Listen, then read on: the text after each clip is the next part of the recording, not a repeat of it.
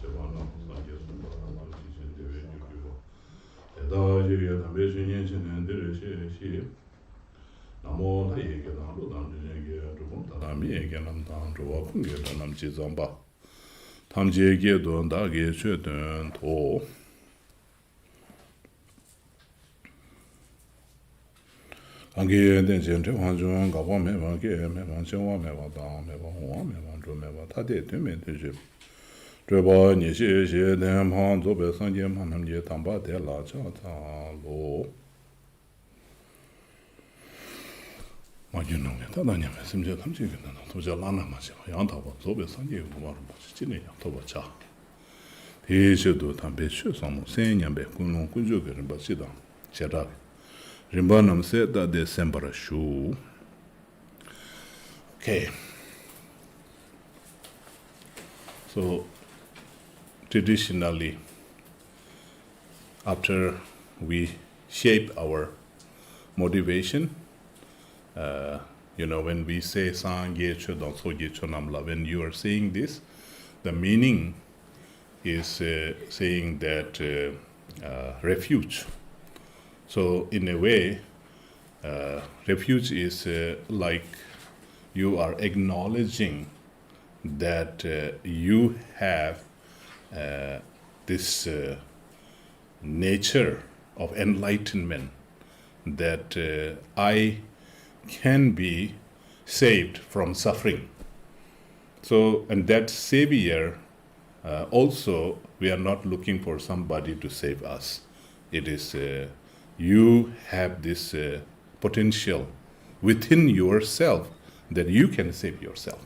So that quality or that potential is called the Buddha nature.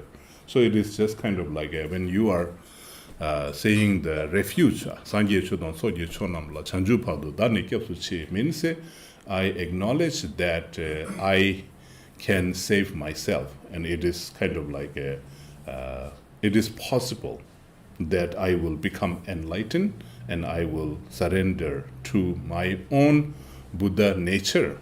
So when we say our own Buddha nature, sort of sometimes we call it like Topja Lana Machiba Yangtaba Zobe Sanje. That is the complete name for the enlightenment. Means Topja means something to be attained, something that you can achieve. Tobar Chawa means Lana Machiba means something that is no better than that, and Topja Lana Machiba. So Yangtaba Zobe Sanje means Yangtaba means totally kind of excellent, and just kind of like Zopa means complete. So that is the nature of the enlightenment. And somehow there are so many different interpretations on when we say enlightenment or when we say nirvana or Buddhahood. So it is just kind of like we have many different, even if you look into the different books on what is meant by Buddha, what is meant by enlightenment, what is meant by nirvana. I think there are so many different definitions, and many times how we actually see is enlightenment is somewhere we can achieve in the future, right? Immediately our mind goes into some future thing. So this is actually, we don't have to go into the future. So this kind of like a potential that you can become enlightened. So that is what Buddha actually said, that we all have a potential. Each and every sentient beings have this Buddha nature. So then if I put it in a very simple language, what does that mean, right? What does that mean? Like not really thinking from a religious point of view, not adding any religious term or belief or anything.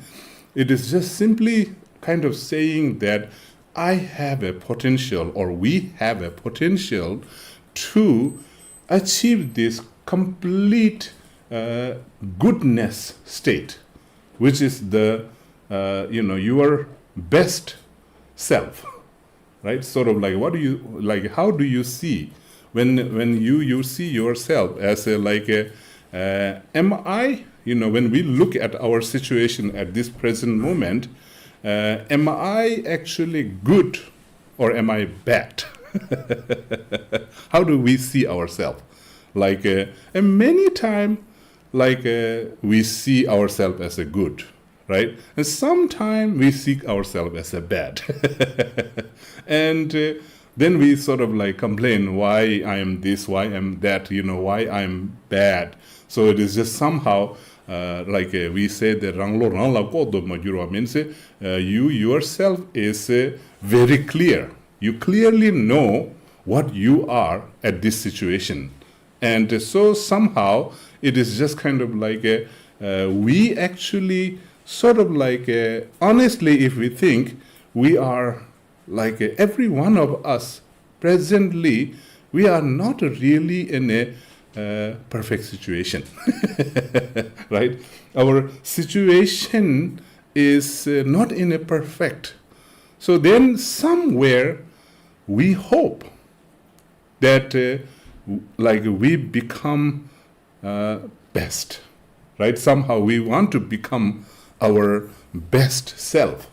So right now, our kind of what we are is like a little bit in a bad shape, right? So it is means we identify ourselves as a bad self because of bad situation. Because we have so many bad situations. We are surrounded by many negative situations in our life, right, when we look into it. So because of this negative situation, then we think that maybe I'm bad. So that is kind of like when we think I am bad, and sometimes what happens is people lose hope. It's just like, I'm bad, that I think I'm never gonna become a good, right? And just kind of they become so hopeless, and that's not a good, that is not, that is a not good way to go. And it is just like, if we actually become sort of we kind of go that, what do you call, route, or this kind of in that mode of thinking that I'm bad and I'm never going to be good, right? If we take that road, then our mind actually set in a very pessimistic way. Right? It just kind of, it goes into very pessimistic, and then it just kind of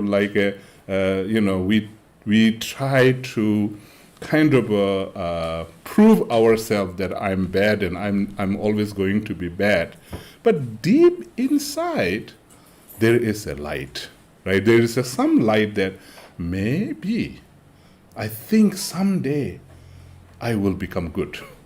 So I will become a good. So then it is just kind of can we become good?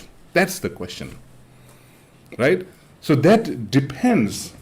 The answer to that actually, shape our life actually. can we become more happier? Can we become good?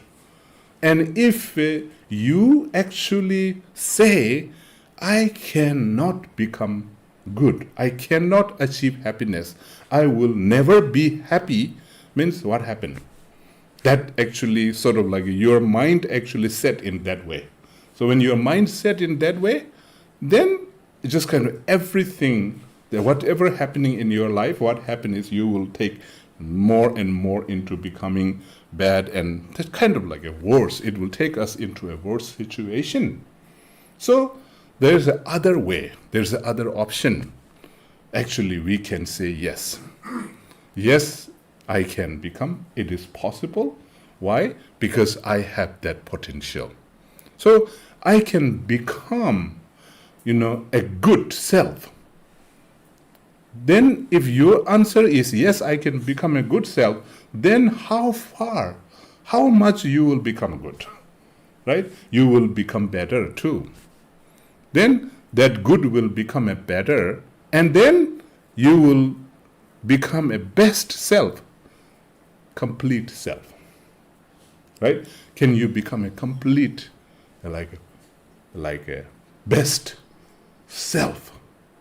So that is a very common sense, right? It's just kind of like, so when you actually become your best self, that is called the enlightenment.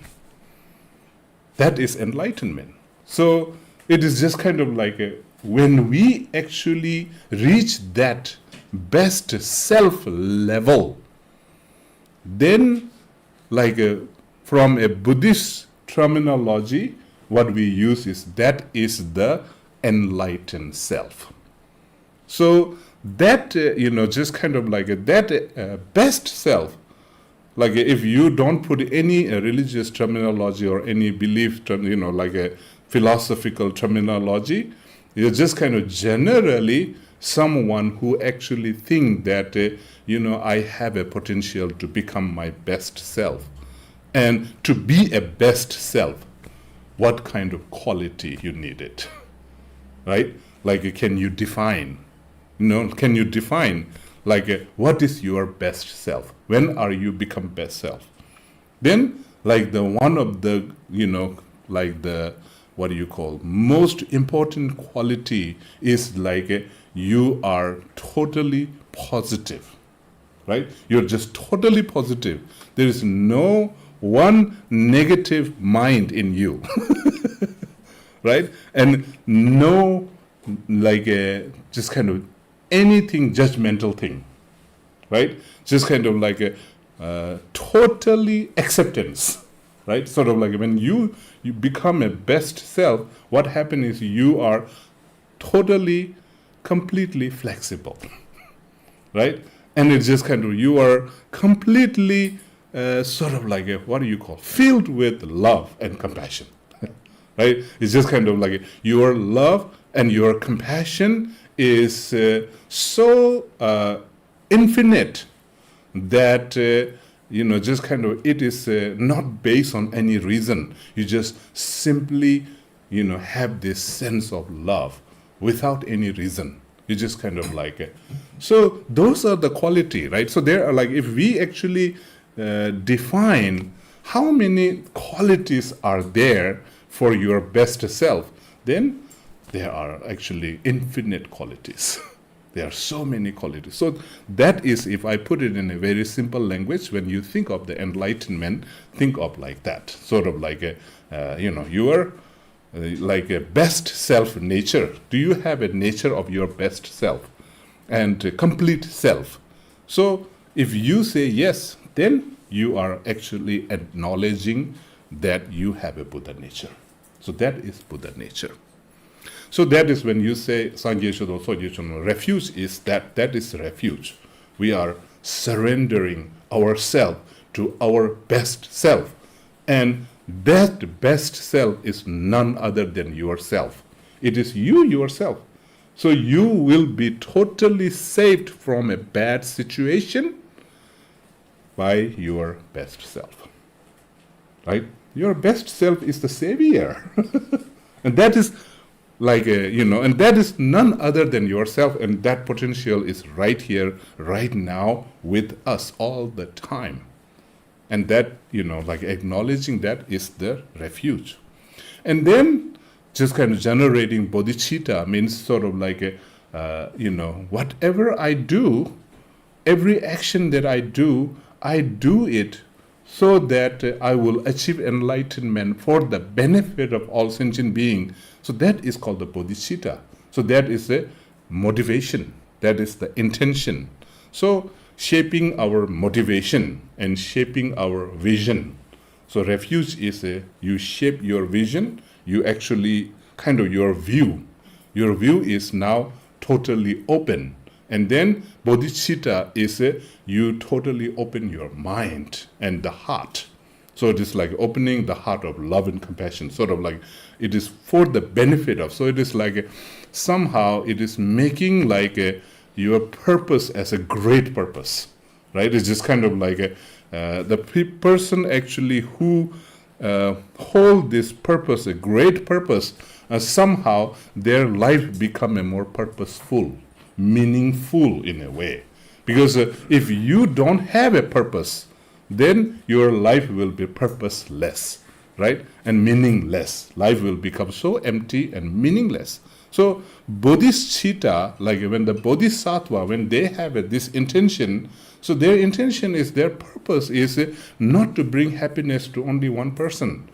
Their purpose is to bring happiness to all the sentient beings. Then how much big purpose is that?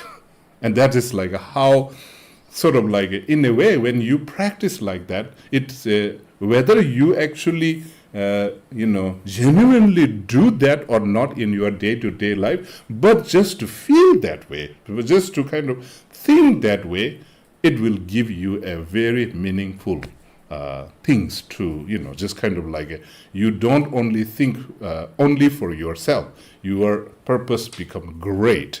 So that is why it is called the great purpose. So when you have an intention like that, so anyway, when we actually listen to the teaching, and then we always say this, shaping motivation, we shape our motivation, and also, traditionally when we say,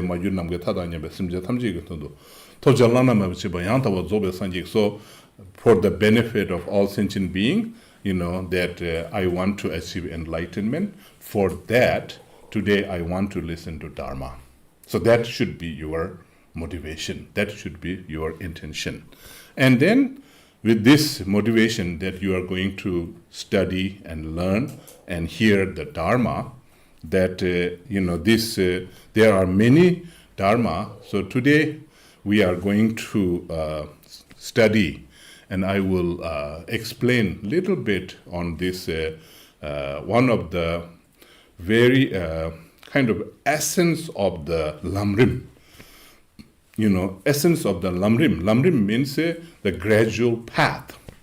So the gradual path, so that is again sort of like in this text called the Yondenshi Yurma, the quality of all good qualities, what do you call, foundation of all the good qualities, right?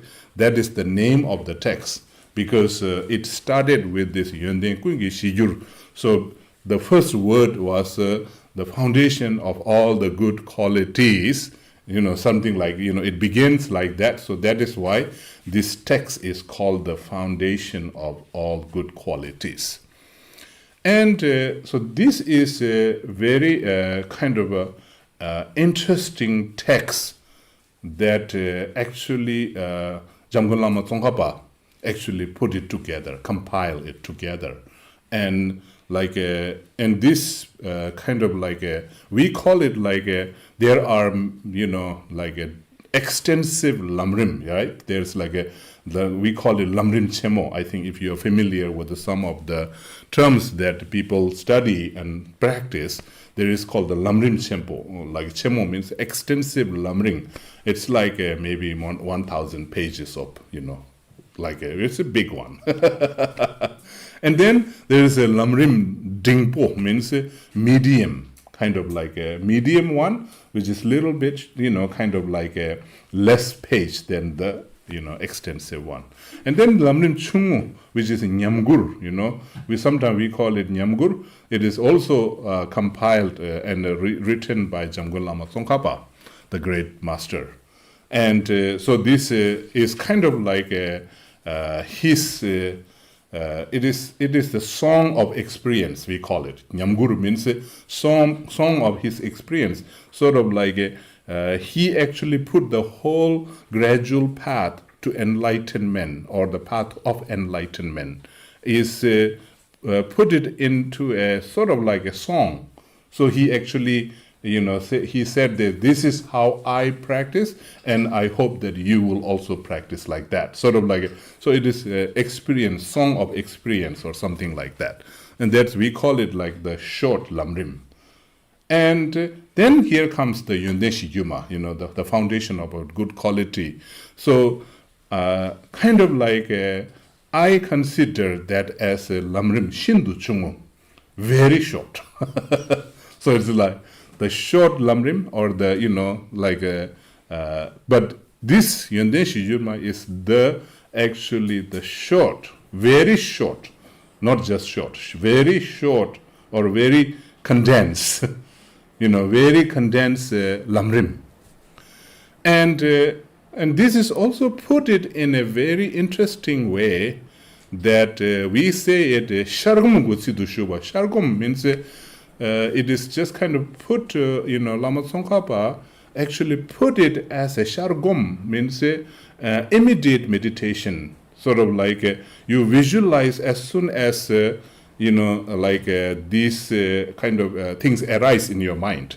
So we just kind of like every time you recite this, and then just kind of like you think of this, just specific topic, and then this specific topic you just visualize it, and then just for short period of time you just kind of think about this meaning, and then you go to the next one, then you go to the next one. Sort of, that is why it is called the shargum, means the immediate meditation, or like immediate contemplation, or something like that, shargum. So this actually the foundation of good quality is kind of like if you look at the original text of this one, Master Tsongkhapa actually put it right after the lamrim lagyu. So it means there is a supplication to the lineage guru, that it's kind of like we say it lagyu, what do you call, lamcho gonje, so this the title of that like the supplication is called the lamcho gonje, means opening the gate of the supreme door, or supreme gate, something like that's the title of that. So this actually, like after do the supplication to your guru, and then right after that he put this the foundation of good qualities. So somehow they are connected. So it is like they are like in many times on our day-to-day practice we use this, because it is so short that you can actually recite this in your daily practice, like a recitation. So how we actually normally do is we do the guru yoga, right? Sort of like a guru meditation. So when you do the like in like a guru yoga, sort of like you kind of there are like a specific invocation of the guru, and then do the 7 limbs prayer, the prostration, offering, and then rejoicement, and then what do you call the confession, right? The confession, and asking for the for the blessing or the teaching, and then asking them to remain for remain for the benefit of just kind of sentient beings, and then finally dedication. Sort of these are called the 7 limbs prayer, so somehow after we invite our guru in front in the space, and then you do the 7 limbs prayer, and then after the 7 limbs prayer, and then many times sort of like you do the supplication, the supplication of the lineage guru. So these are kind of like when we do in our daily practice, we kind of do like that, then it fits well when you actually do the foundation of good quality. Because when you do the supplication to the guru and the lineage guru, so why it is important, why we have to, why we actually do the supplication like like a guru, it is just to show that the sources, right? The source, like the original guru is the Buddha Shakyamuni. And then, then there is some sort of like a, blessing energy that Buddha Shakyamuni give it to the disciple. And then that disciple give it to other disciples. So there is some sort of like a blessing energy that carry down from one generation to another generation. So somehow it is also to show that whatever this practice, is not some kind of sourceless, to show that there is a source, there is some kind of source. And then somehow, because Buddha Shakyamuni and down the, all these lineage masters, of course, they put a lot of prayers, and they, they kind of like this blessing just kind of comes from one master to another master. So to be able to get it. And then there is a, supplication, right? When we do the supplication to the guru, so this supplication is pretty much like in Tibetan we say solwa deb, even before like when you say sort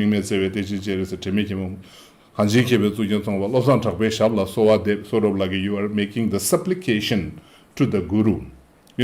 Supplication sort of like it is in Tibetan it is just like solwa deb means sort of like what do you call? It is like a more sort of like a bringing their essence into your stream of mind, into your stream of mind, sort of like so that is the like supplication part. And then after the supplication, then this what do you call? The foundation of all good quality. Every stanza actually complete with the one saying Chingilop, like that. Chingilop is a very interesting. Maybe in English we just translated that as a bless me, right? Bless. So it is like a Chinlap. In Tibetan we say Chinlap. And then in English it is simply translated as a blessing. So it is just kind of like you are asking your guru to bless me with this practice, bless me with this practice. So many times we kind of like wonder what is that mean by, what is mean by blessing, right? For example, in our day-to-day life, we always talk about this, right? This is a blessing. And then, please, like when we go to some temple and we asking for blessing, right? Sort of like, and then like even blessing is like something that in our day-to-day, like a mundane life also, sometimes we say, I'm asking blessing from my parents, right? Asking blessing from elders. So we use that word so many times, right? But it's like, what is meant by blessing actually? What does, when they bless us, what does they do? What is happening in us? So in Tibetan, like we use the word Chinlap. Chinlap means sort of there are two syllables, right? Chin sort of like means sort of like it is your power. It is like your power, and lapa means sort of like lap means changing. So it is like with this power, something change, like my situation change. Sort of like so my situation is right now it's a bad situation. So please bring that power into this situation so that this situation will change. So this situation will become something better. So I think that is why when we also kind of like ask for a blessing from, like when we go to, like the temple, when we go to our guru, asking for the blessing. So the blessing means, please, bring that power into me so that I can change. So it is like it is basically sort of like there is a interesting when you actually ask for that, when you actually ask for this blessing, what is there are interesting factor underneath there. Interesting factor underneath there is just kind of like my situation right now. Like I need a blessing means I need to change this. So it is in a way somehow it is like we need to have this a strong sense of willing to change. If you don't have a strong sense of willing to change, then you will not ask for change, right? Like for example, if you are asking for something to change, then you will not ask for change if you are totally satisfied with it, right? It's like you are totally satisfied with your situation. If you are totally satisfied with your mental, state, with your emotional state, your physical state. So somehow it is just kind of like when we actually say this, when we actually say, bless me, right? Bless me in a way that I am in need of blessing.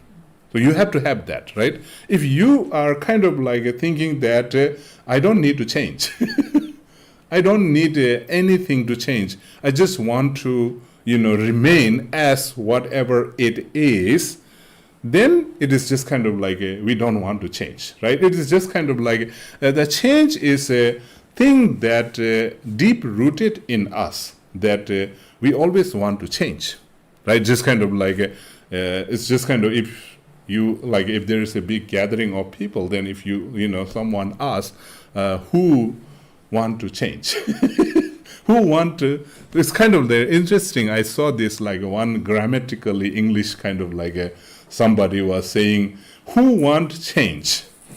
And then everybody is raising their hand, right? And then there was a cartoon written, and right underneath that, then it says, who want to change? And then nobody was raising hand. Right? It's just because if when you want to change, means you have to do something, right? You have to do something because many times we want change, right? We want some kind of change in our life, but we don't want to change. So we are not doing things to change. We just kind of simply wishy-washy thing, right? Just kind of like, yeah, I want the change, and something will change me. Somebody will come.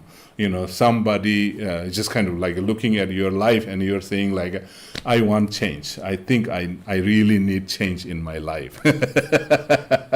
Right? And then that change is like somehow we don't put any effort to do that. And it's just kind of like everybody thinks that, that change will come, right? That change will come. And that change, who is going to change that? Not me, right? It has to be somebody, right? Somebody, like, if you just say, I want a change in my life, that, then what we think is like, I want, everybody to change first, right? How they should talk to me, how they look at me. It's like, I want you to change first, right? I want you to change first, and then once you change how you treat me, then I will change.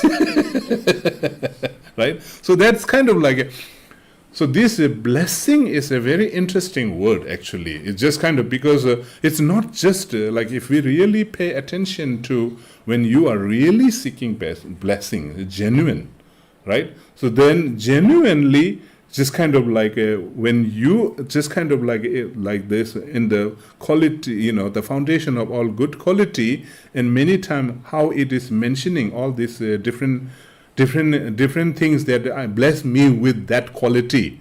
So somehow we don't have that quality, right? We don't have that kind of mindset.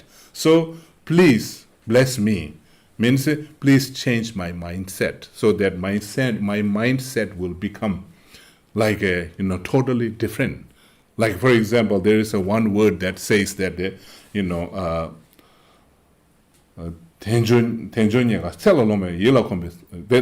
is like for example, like the precious human life, right? There's a one word.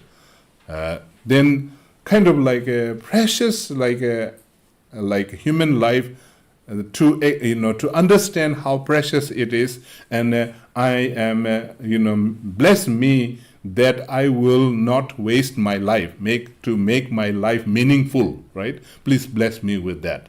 So when you say that, that is like somehow you have to have a kind of like a acknowledgement that at this present situation, I am actually not seeing my life as a precious thing. And I'm not seeing this as something rare. I'm not seeing this as something that I am, making my life meaningful. So that is my mindset. So the opposite of that. So bless me, right? Bless me means sort of like change that mindset into something different like that. So that is how you actually view like the meaning. When you say bless me, so you actually put some feeling to it, right? It's just like not just kind of like saying it for the sake of just saying it, And so you just kind of, when you say bless me, and then that also how much value you are putting, right there. So that is a little bit difficult, when we talk about this guru yoga thing. Then sometime like a guru yoga can become sort of little bit like a cultish too, right? It just kind of then just kind of like a sometime in Tibetan Buddhism we think that guru yoga is like the very foundation, right? That's the foundation of all the good qualities. So guru yoga is the foundation of the good quality, and then people kind of like sometimes even some guru will misuse that. It's just kind of like and then it's just kind of saying that okay, the guru yoga, honoring guru is the like the root of all the good qualities, and then like it is just kind of like they take advantage of just kind of like okay, now you have to treat me, you have to do everything what I say, and sometimes that's dangerous. So that's kind of like so this kind of things also like we have to sort of like okay, this guru yoga is the foundation of good quality, but then just the question is how can we actually honor? How can we honor our guru? So there is in the lamrim, there are so many commentaries and explanation on how to do that and things like that is there. But anyway, just kind of like generally, just kind of like from the guru side. Like one of the best quality for the guru should be tu tsewa, means compassion. Compassion, compassion and sort of like a genuine caring should be the what do you call the main quality.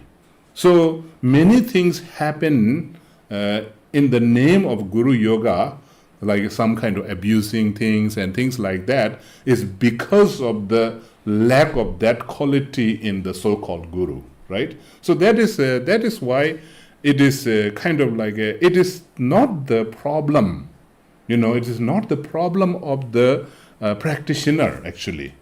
Sometimes, kind of unfortunately, some people who have a very good intention, they fall into the trap, right? They fall into the trap, and they kind of because many times, kind of the spiritual trap is a very, what do you call, a dangerous trap, actually. It's just kind of, if you fall into that trap, and then, people with the negative intention, and they will use that, they will use that, and then, it is just kind of, it is happening all over the world, actually. That's a sad thing in the name of spirituality, in the name of religion, in the name of God, in the name of Buddha, in the name of, all this great thing, there are so many kind of a controlling issue happening. And so it's just kind of and many people also go there. Why do people go there? Why does, what is there? How do they get into that? It's because of fear. Because of, fear. So there is kind of these are the two tools, the fear and the greed. The fear is there is a tool that people actually use. There are some kind of established organization. They intentionally, right? They intentionally sort of set people to be so fearful, right? And this fear can be, sometimes it can be a fear of hell, right? The fear of hell.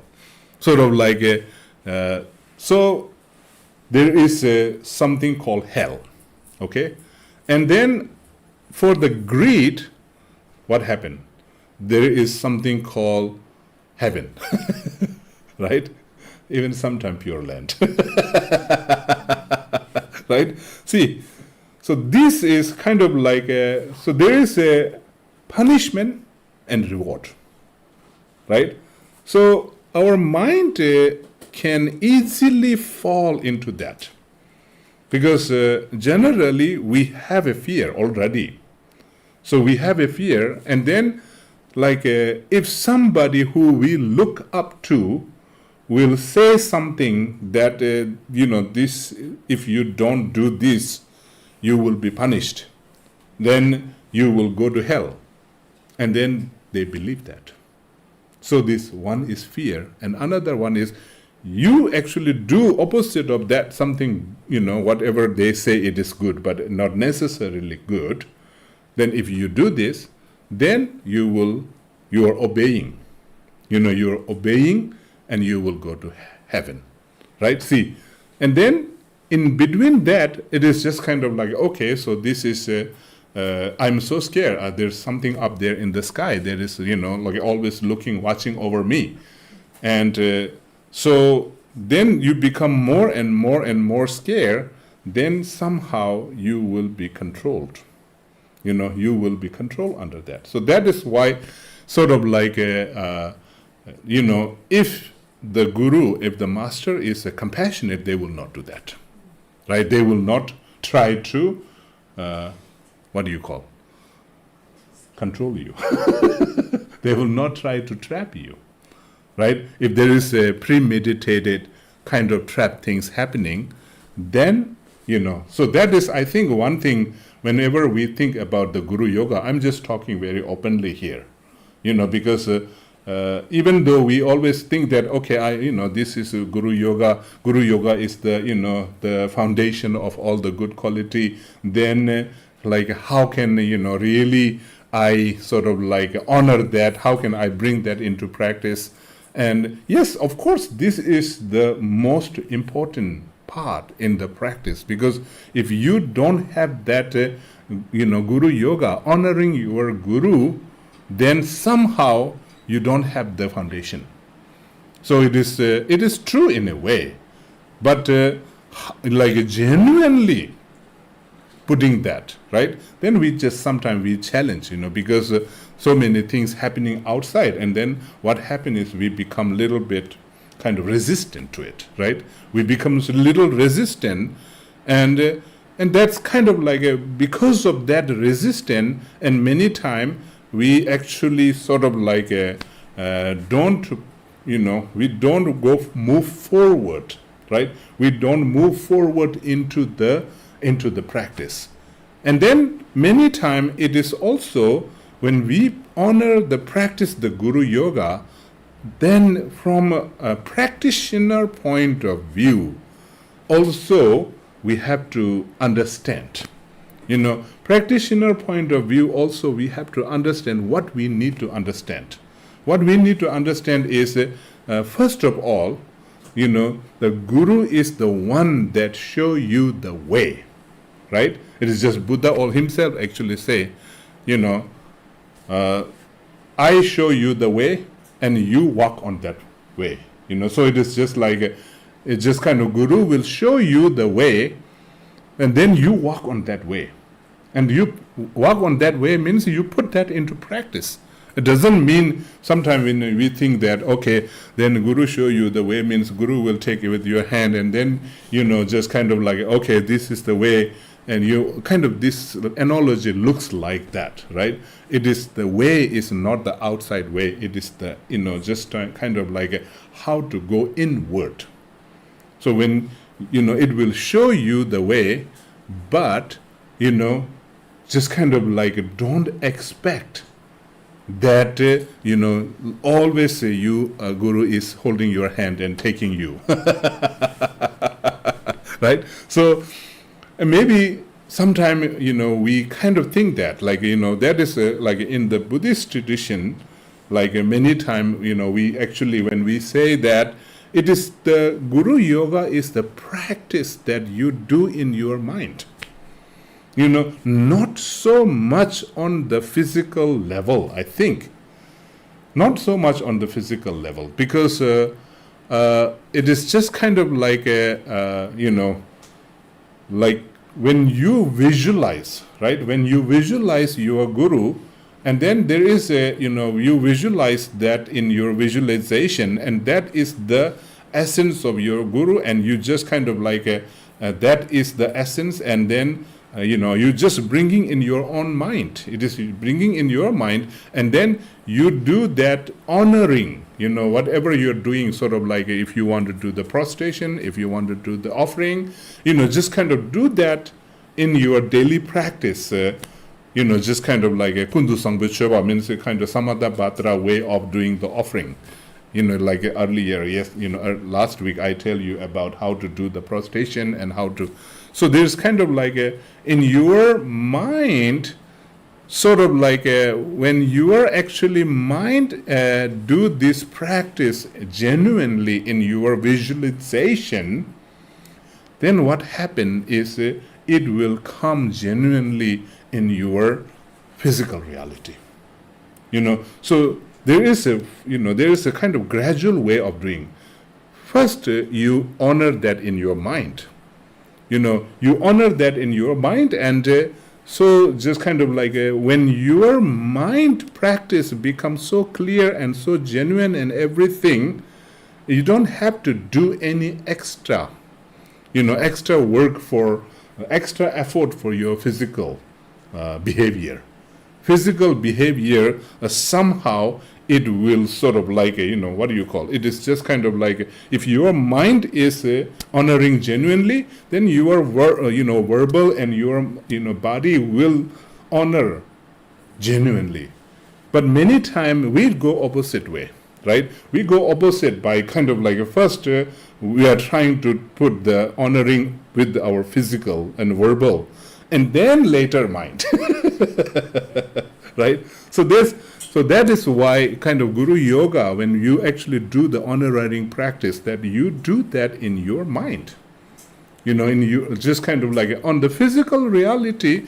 And sometimes it is also said, I think His Holiness the Dalai Lama also mentioned many times, just kind of like if you consider someone as a guru, then you have a right to actually analyze.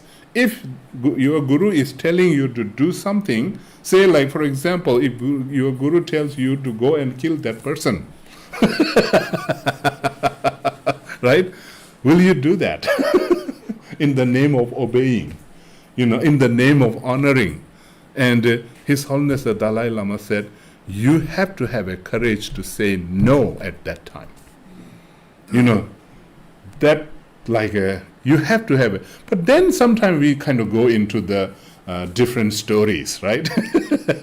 Different stories, like for example, there is a guru-disciple stories with the Marpa and Naropa, even with the Marpa and Naropa and the, I think they are different case. We call it Samgamikyava, means kind of like that is a different level. That's a very different level.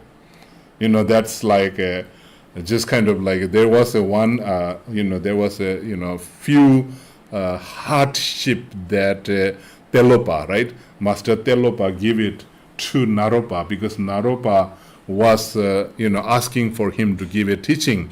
And then Telopa, give him there are actually 12 hardship that, and there's one of the hardship was example, I'm just saying, one of the hardship was, if you really want my teaching, then will you do whatever I tell you to do? And Master, Naropa said, yes, of course I will do. And then, he took him to the cliff, very, very high cliff. And then he took to the cliff and he said, jump. And Naropa was like, what? If I jump, I will die. Then I will never get a teaching from you. But then he said, you said you will do whatever I tell you to do. Do you trust me? So then, Naropa said, I think it is more important. So somehow he he took the, what do you call the faith of lip. So somehow just kind of like, okay, I'm going to close my eyes and I'm going to jump. And then he just jumped. But then, even the Master Telopa, he has a compassion, right? He will never harm the person like that. So somehow he has a power. He has a power to actually not to get him harm. He was just checking, sort of like how much trust he is putting on me. So that if the master is that much high level of power, then they can do like that, right? And so, but it is also sort of like we learn story like that, right? Sometime, and then in the Guru Yoga, maybe we think that okay, this. So I remember His Holiness Dalai Lama clearly saying you need to have a very clear distinction of what is good for you and what is bad for you. So if there is a bad for you, then just put all the courage together and you should able to say no, and then just be careful after that. Right? So anyway, so the Guru Yoga is a very complicated practice in a way, just kind of the foundation of our good quality yönden kungi shijur tinjenje sulishin temba lamgi tsawaru, right? So I don't know where's the English translation for that. Oh, you have put it here. So I will try to look into the English translation that actually I did that long time ago. Recited the sentence in the Victor Prayer Book, page 13.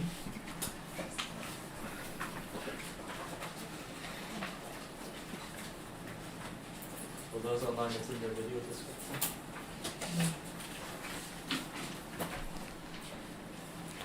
Foundation of all good quality.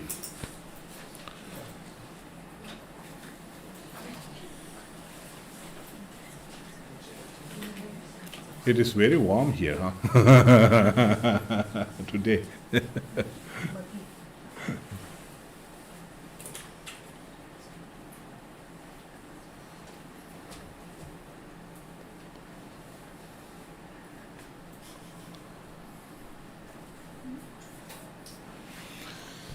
So the first verse is asking for a blessing.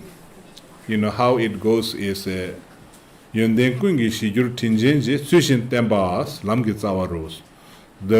kind and venerable spiritual master is the foundation of all good qualities. So bless me to properly rely on one as the root of the spiritual path. May I practice Guru Yoga with great devotion through this understanding. So here the translation actually kind of like there is a two-way to translate.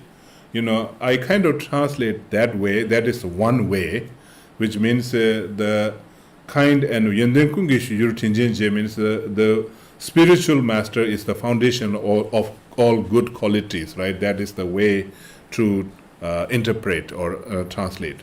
But sometimes it is kind of like goes a little bit like looking at the Tibetan word later, like Yendenkungish Yurtinjinje Temba means like honoring that guru properly is the root of all spiritual. So somehow the foundation of all good quality here, it is actually, maybe it is saying both, foundation of all good quality is your guru, and also the foundation of all the good quality is the practice, how you honor, like how you honor.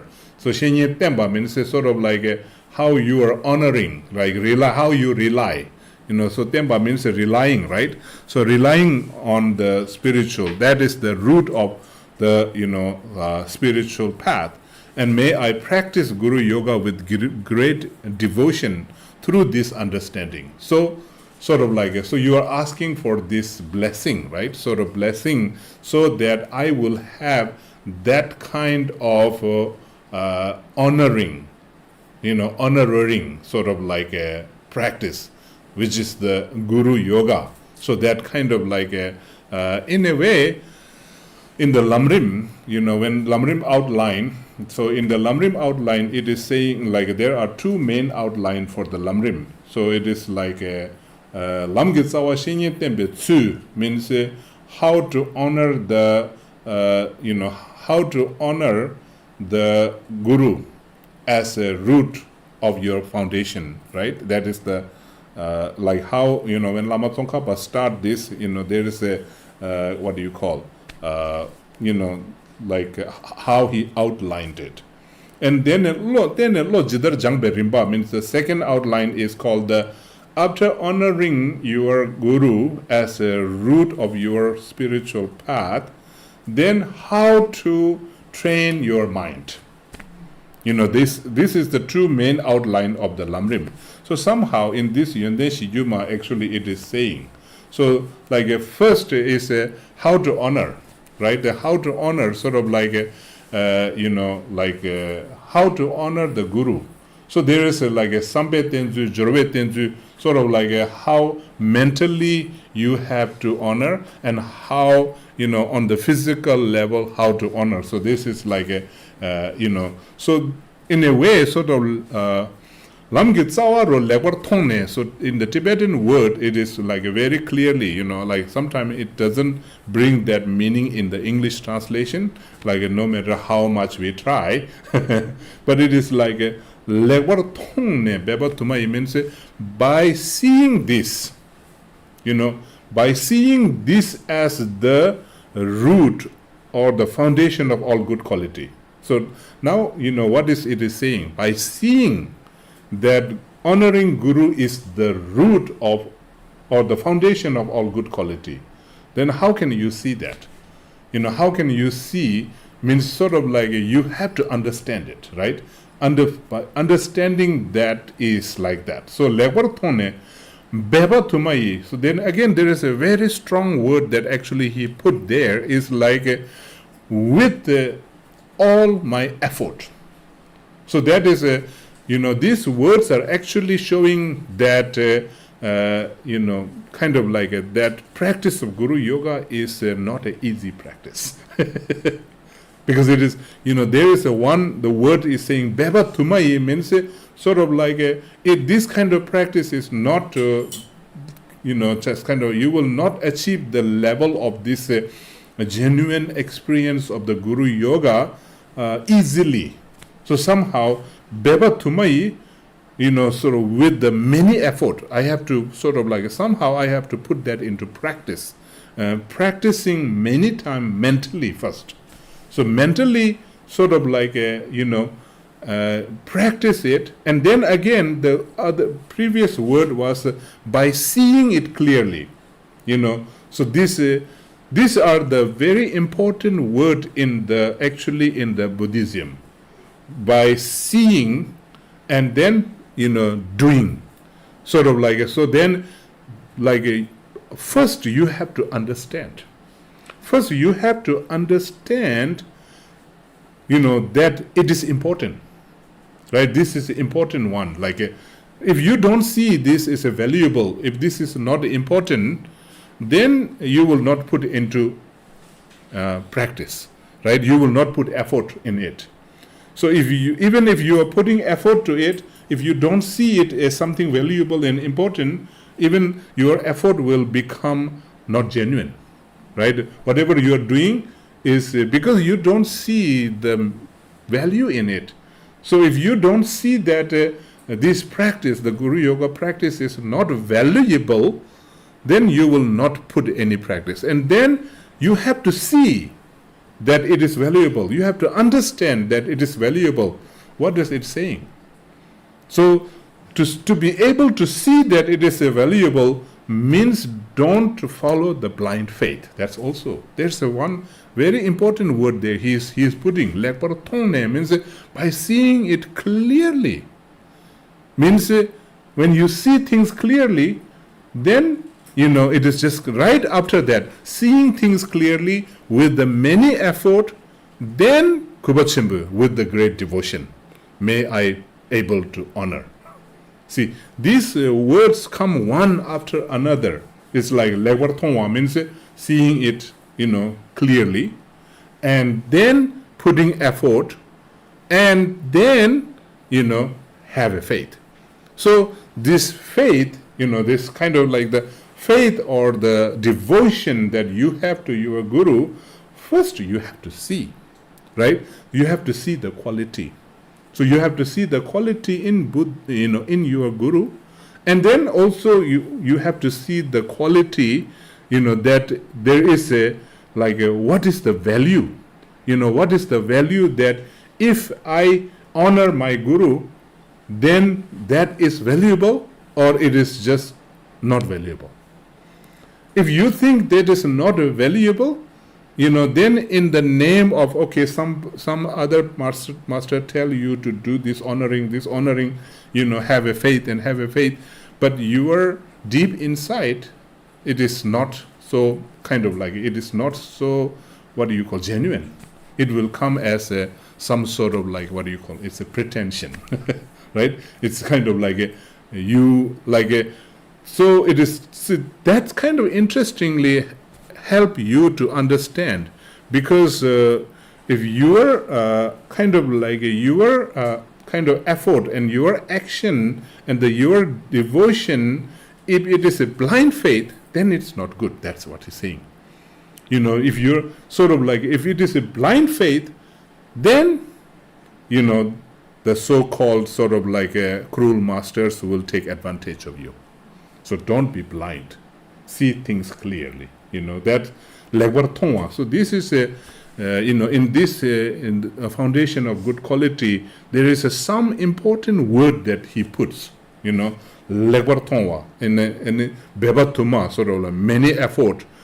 And after that, Kubachimbu Temparchimgilop, bless me to be able to have this great devotion to my Guru. May I have that devotion. So in a way, blind faith is not a faith.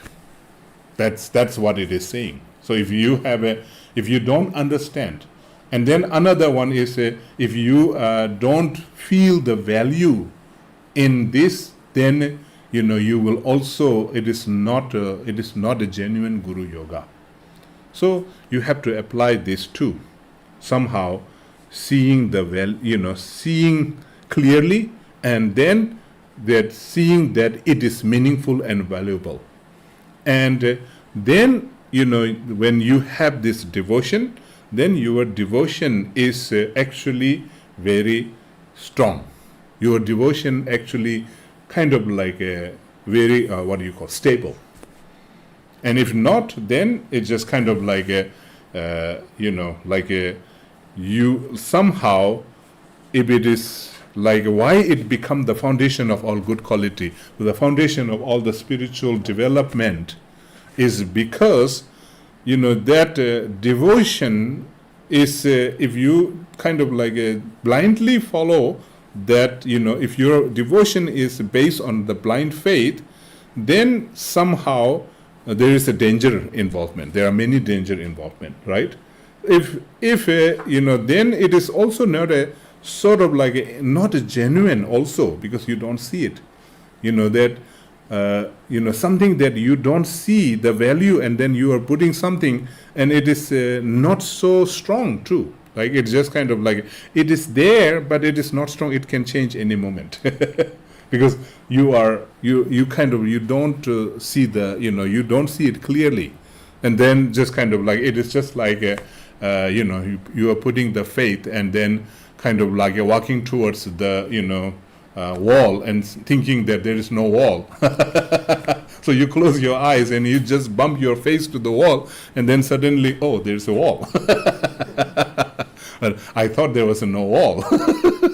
Right? See what happened to that faith. The faith that you have a great faith that there is no wall, but then suddenly you go towards the wall, and then you really experience the wall there, and then it is just like the earlier you had a great faith, and then you just bump into the wall, and then that faith of not having wall is gone. Right? Immediately gone, right? What happened to that faith? Earlier, just a few seconds ago, you have that faith.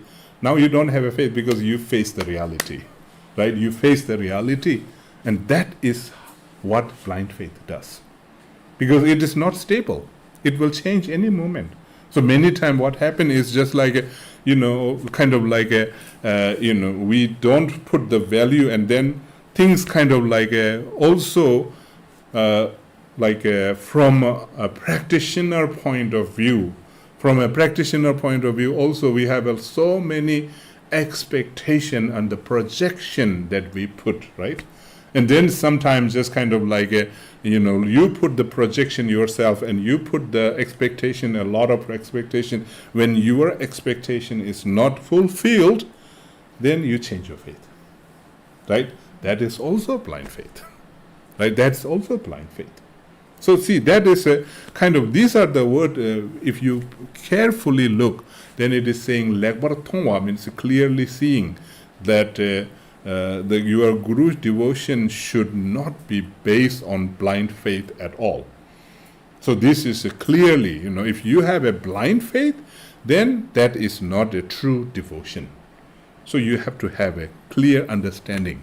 So then putting like an effort. So once you see that, and then I think the effort will come naturally if you really see the value. Something that is important, that you think that is so valuable. No, you don't. People don't have to tell you to go and get it, right? You will just put all your effort to go and get it because you think this is so important, and so that is one very important part in the Guru Yoga. That so saying that bless me to have that kind of devotion and like honor to the honor my Guru like that. So there are so many things. Actually, this Guru Yoga practice will, like if we want to learn, it will take a whole lot of time to explain. So this is a short one, so I will keep it as short, right? So the next one, the next verses is Lenji Nyebe Tewe Tensandi. So this human life with the leisure is obtained this once. It is of great value and it's hard to find. So this practice like a day and night to make my life meaningful. Bless me to not to waste one single moment, and may I have continuously understand that this life is precious. So this is a second one. So this is asking for blessing. So this also is a second path, like after honoring your Buddha, or Guru, then how can you make how can you actually kind of like take the path? How do you take the like gradual path, right?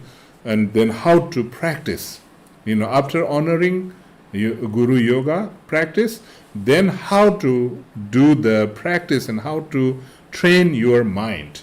So the first training of the mind, sort of like there are three scope in the lamrim, right? The small scope, medium scope, and the great scope.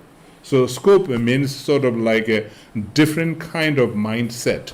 So it is like the mindset in a smaller frame, a mindset in a bigger frame, minds, kind of set in a much bigger. So it is like when you're training your mind, the first thing what we have to train is we have to change our mindset to actually inwardly to look what, why this moment, this life is precious. So this is kind of like this precious life, which is saying that sort of like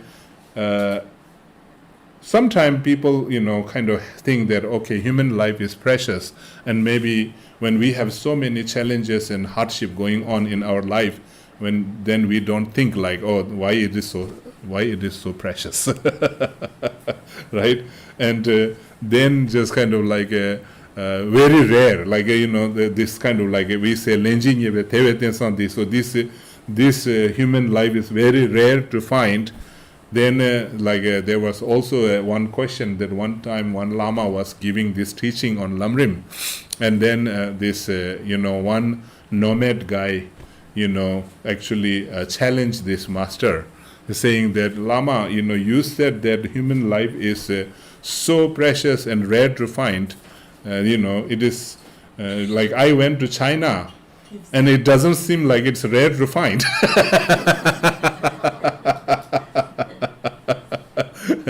and this nomad man challenges the Lama, and he said, I think you have never been to China, right? That's why you are saying the human life is very rare to find. But I think this is kind of like precious human life is different, I think. The precious human life means, you have all the condition, right?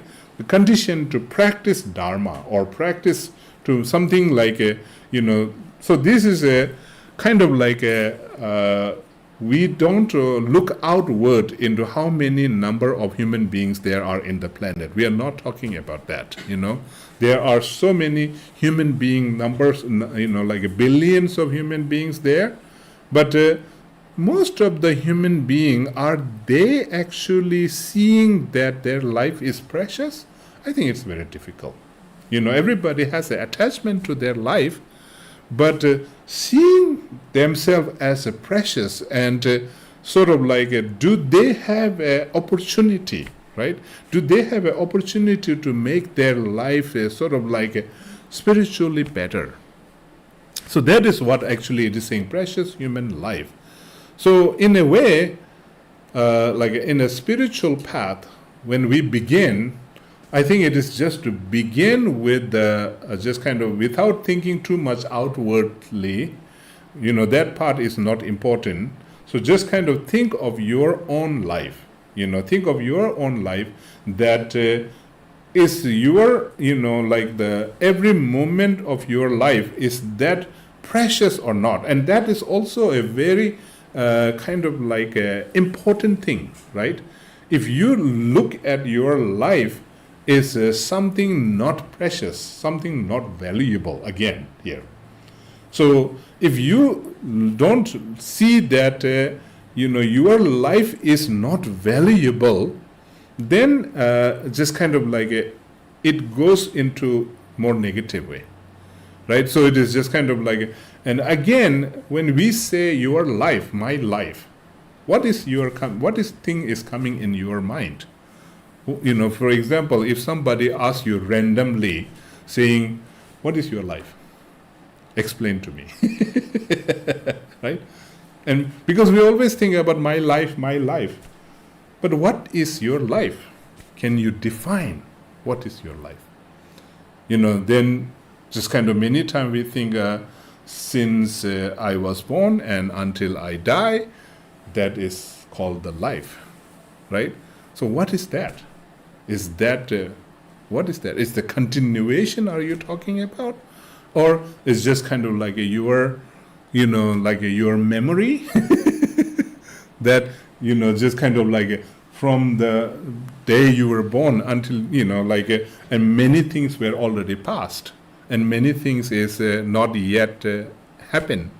And so are you living your life? Is your life actually exists at this present moment, yes or no? Yes, right? It exists right now. So how do it exist right now? How does it exist? It exists as a sort of like alive, right? It's just kind of you're alive, you're functioning, you're working, you're just kind of like in that way you are. So when we actually analyze it, what is life? It's very difficult to pinpoint. But somehow we have this kind of like, okay, my life, we always talk about why we think about my life. So life is precious. Before we think this human life is precious, we just even have to understand what is life first. If we don't understand what is life, how can we understand life is precious, right? So that is why it's just kind of like it actually bringing it into this moment.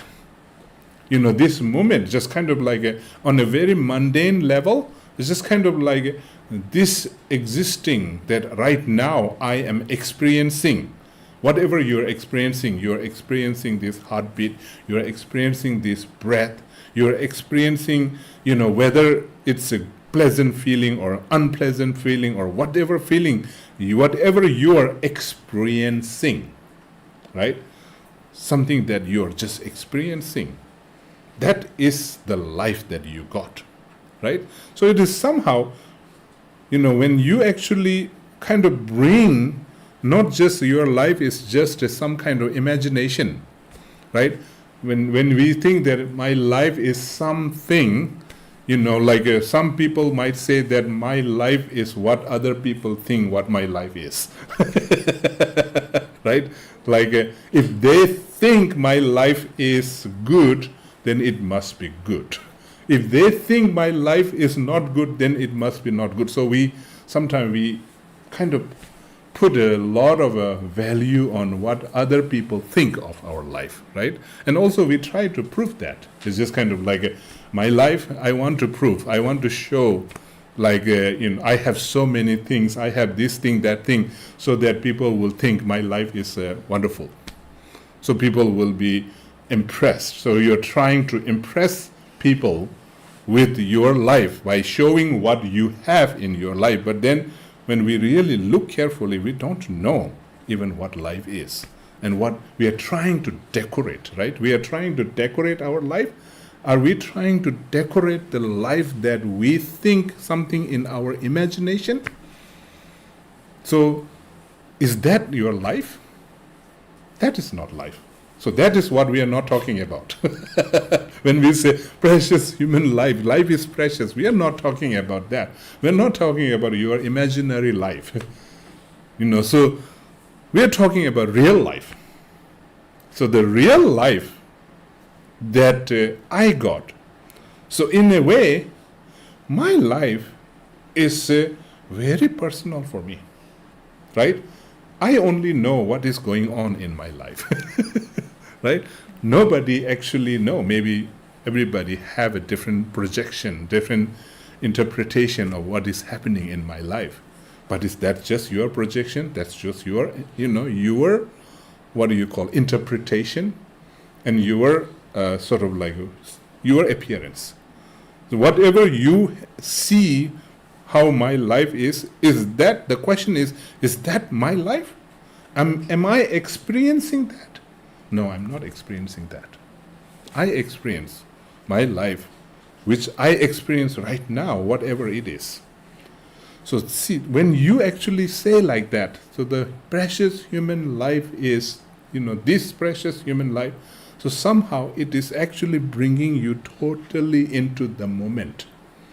This breathing out, breathing in, this moment, this moment is somehow precious. It is precious, so in a many different way. Like there are many texts in the lamrim maybe say that this precious human life is difficult to find because of the karma. Maybe they are right. They are right. It is just kind of like to be able to have this human form, right? This human form, maybe it takes a lot of people.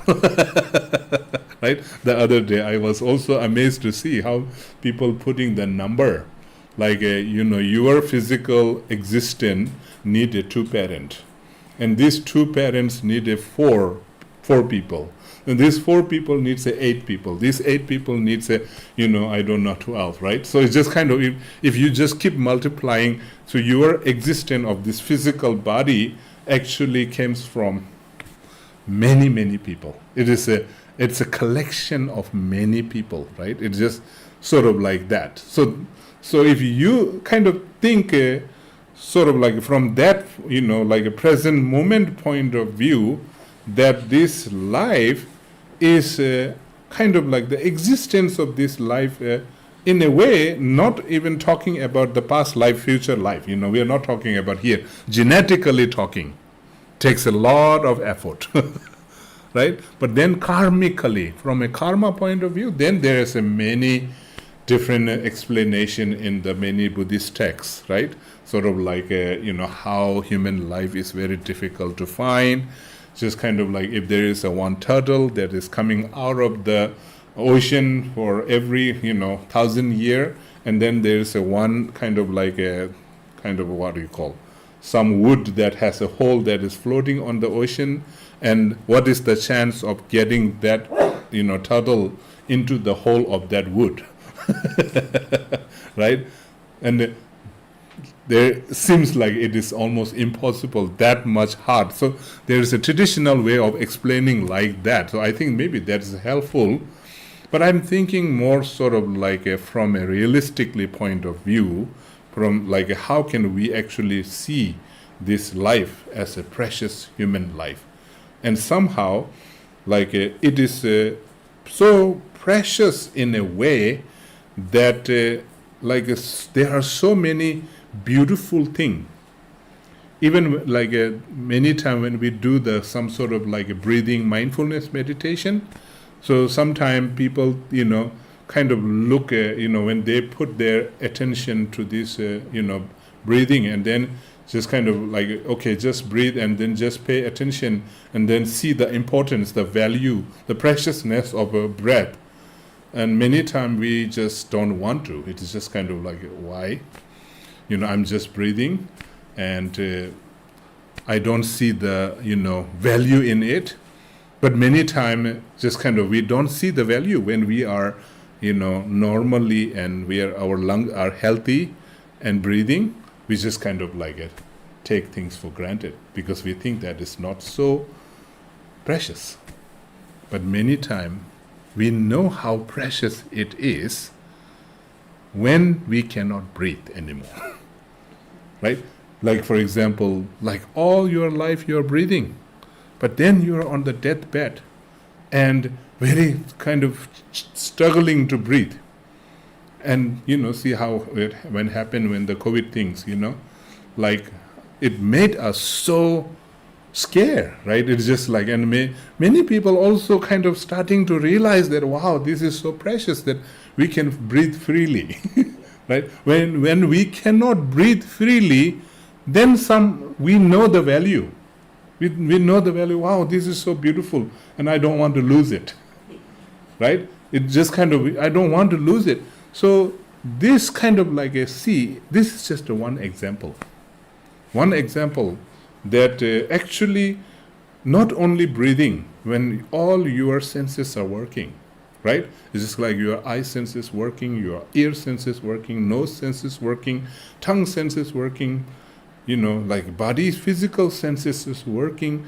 When this is all working, whether it is working good or not, at least working, right? Maybe it's not working perfectly, but at least working. So that's kind of sometimes when you think like that, it is like it to be able to keep it working is very precious. And this moment then when you are experiencing this is working, and that is precious. So that's that kind of thing, just kind of like why this is the first of the path is because it is to go inward, to take that inner journey first, because you have to see the preciousness in the moment. So if you don't see the preciousness in the moment, the value in the moment, then you will not come to the moment, right? So this is like if we realistically look why this is important to see the precious human life and how it is to find, how rare it is to find, and then again the next practice become more like sort of like a more. It is not just hard to find any precious. So it is kind of like a, luso yowa chui shuburshin means, so this, body that we have, right? This body that the fluctuation of our body and life is like a bubble of water. So now seeing the impermanence nature, to make it more precious, to feel that it is more precious, sort of like, okay, so this is, this is beautiful, because it is impermanence. So it is not to depress, it is not to bring more depression into your life. Actually, when you actually think that life is like a fluctuation, like a bubble, it is impermanence, somehow then we actually put more value to it. It is precious because it is impermanence. If we don't actually use it right now, it is not going to stay forever. It is kind of like it is just saying some people, in the kind of minute, like I see that in the social network, people say life is short. Do whatever you can right now, like that, But it's just kind of like like sometimes people take that in a negative way, right?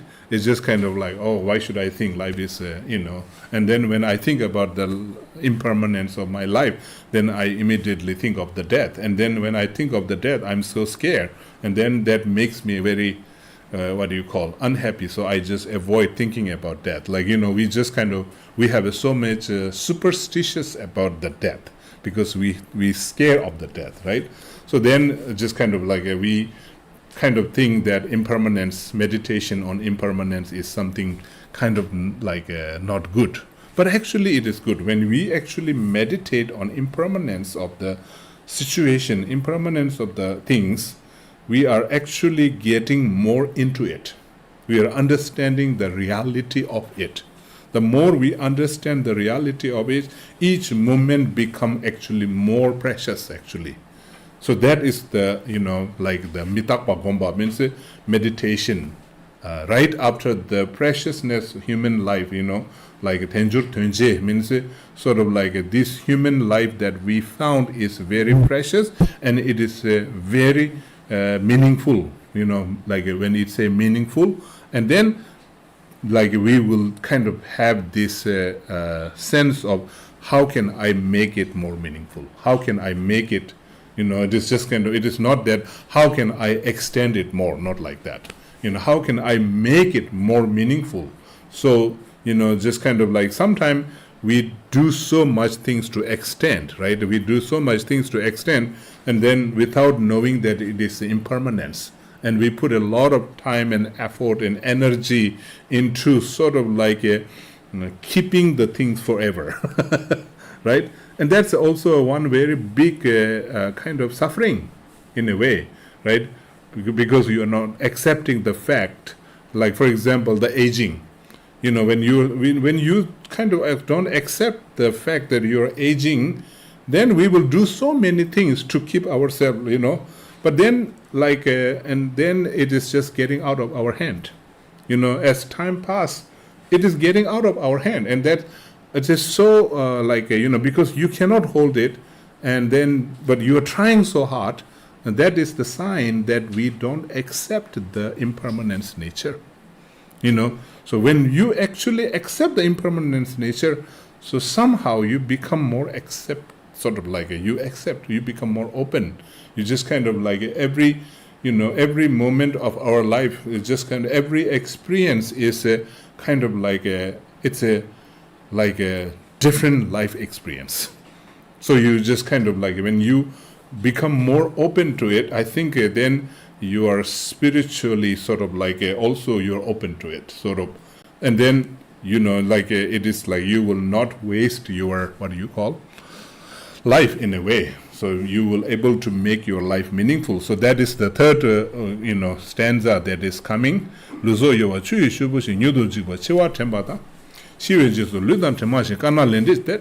next one is karma. So it is just like how the karma work, and then how bless me to be more careful not to do any bad negative karma, and may I be able to do good action and things like that. So anyway, so these are the just kind of the one by one path to gradual path to enlightenment. And sometimes I use the word path of enlightenment. Sometimes it is like a path to enlightenment. There are two ways to, in an English way, like a path to enlightenment, right? A path of enlightenment. So it can be a little bit different, right? The path to enlightenment means this is the path will get to the enlightenment. So path of enlightenment. And just kind of I'm not so perfect in English, but I see a little difference in there, right? So maybe from a Buddhist, when we say gradual path, right, its translation is always path to enlightenment. But I personally prefer it's more comfortable when I say it is a path of enlightenment, So it is just kind of path of enlightenment, which it will also help you not to think that enlightenment is somewhere out there. So enlightenment is the state of mind that you have to achieve in. So that, the path also because many times how we use the word is this is the destination and this is the path, right? So this is the way. So then it's always a destination is way away from the path, right? So there's there's a journey. So I don't know, this kind of if we really think of the enlightenment is just kind of unfolding your own mental state. So it is you have the mind. So it is just kind of your mind when it actually transform, then it become an enlightened mind. So it is not that you have to bring another mind from out there to, it is this mind that we have already. When this mind unfold its true nature, then it will unfold into the enlightenment. So that is a little bit different. So if you think of the path of enlightenment like that, so this is the path of enlightenment. So which means when you actually practice this kind of the seeing the preciousness of human life and the impermanence nature of life, and then how the karma works. These all understanding, the wisdom is you're bringing in here. So when you understand the things from your own mind, then what happens is your mind actually shifting, right? Your mind is changing. So that is why it's called the mind training. So it is like mind shifting. So mind shift means mind will actually sort of like the mindset changing. So it is in a way sort of like it will change how you think. It will change how you feel, right? So what is changing is you are changing your mind. So when you're training your mind, so then you are asking for this blessing, sort of like please transform it. That is why Shinlab is kind of like a blessing, is a kind of like when we ask for blessing, we are asking for that to change that mindset. So in a way, sort of like when, how does our mindset change with that is because when we understand the preciousness of human life and impermanence of life, mindset change in a way that not like our kind of mundane, normally we waste our life, right? So it's just kind of like, and we are not aware that we are wasting our life. So when you actually, bring that practice, practicing the human precious human life understanding, and then the impermanence understanding, somehow you are reluctant to waste the life. So your mind changed now. Your mind changed. It is like how you see your life changed. How your mind see how your life is, you change. And you are actually, for example, just kind of like when you see your life is valuable, then it's kind of like not in a sense of a kind of like a self-important thing. Just many times we kind of like this self-important is always there. Like, we always think that I'm the center of the universe. I'm the most important person. We say that, but kind of like there is a different kind of mindset which, in the beginning I explained, like when we say my life, I am, even when you are saying I am the center of the universe, which I am you're talking about? The I am that you think you are, or the I am that other people think you are, so which I am? I am the center of the universe. I am very important. Sort of like that I am is kind of like we are kind of like identifying something that is not real. So when you actually bring it to this practice of precious human life, this very present moment and this impermanent self, then changed. You change your mindset. So this is how the changing will happen. So that is why path of enlightenment. So this is the path. So path is something that you generate here when every change that is happening, then you are actually on the path. So it's like your mind transforming. So mind will change. So like slight change and the big change. So complete change. So that when the complete change happen, then that is a complete enlightenment. So that is why, to be changing this by just step by step, that's called the gradual path. All right? All right, so I think with this today we will conclude our session. And Kanshuba Teda Samji Chalen La Peba Chine Jangadin Chongwar Shu, Dagi Jinye Sabi Kewa, Dendan Drowa, Gunla Kampendan, Kebran Jizun, Lopsan Chakwaye, Tembe, Ningbo Rendu Seche Sho. Chuji Medo Dama Rera, Lingshi Ninde, Yemba de Sanje Shindu Mide, Drogun Namda Shingla Jubara Sho. Mandala Kamne Rea Daya Me. So at the center, please turn to the back page of the the smaller book, the final lamrim dedication prayer. Back cover page, last page. Za Choeje Rinpoche